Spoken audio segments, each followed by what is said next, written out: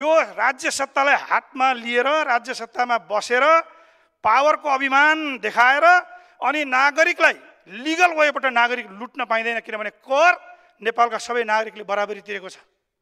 हाम्रा क्षेत्रका नागरिकले, तपाईका क्षेत्रका नागरिकले, झापाका नागरिकले, मोरङका या सुदूरपश्चिम या सुदूरपूर्वका नागरिकहरूले तिरेको करको प्रतिशत एउटै हो। हेकारोस् यहाँहरूलाई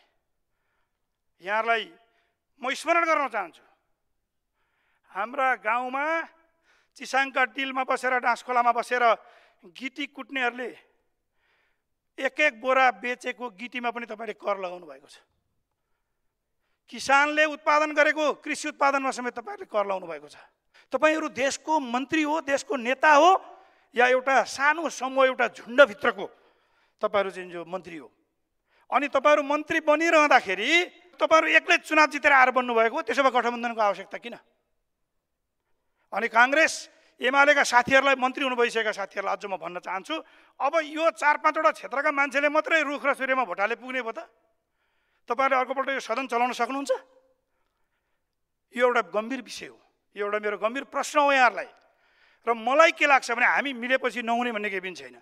यो बजेट अहिले तत्काल तपाईहरुले संशोधन गर्नुपर्छ, समन्वयिक हुनुपर्छ बजेट।